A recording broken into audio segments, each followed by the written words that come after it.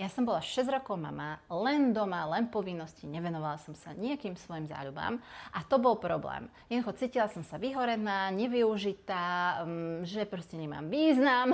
Potrebovala som robiť niečo pre seba. A ako náhle mi prišla do života aromaterapia a ja som si každý deň zapla môj difuzér, vždy som si vybrala niečo pekné, začalo to krásne u nás doma voňať, ja som sa začala cítiť oveľa spokojnejšie, oveľa tak sexy, tak veľa vecí sa začalo meniť.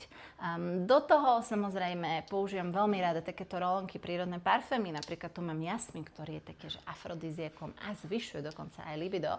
Som sa začala cítiť ináč, taká spokojnejšia, uzemnenejšia, mala som proste tie svoje denné rituály, s ktorými som sa tešila, robila som si radosť, rozvoňavala som sa, dávala som si to do skincare, krásne som si púšťala difuzér. Začala som meniť to, ako ja sa vnímam, ako čo ja potrebujem. Zistila som, že potrebujem si dať viacej času pre seba, že potrebujem robiť nejaké aktivity, ktoré mňa bavia, takže som začala robiť jogu, začala som robiť meditáciu, začala som si chodiť na prechádzky.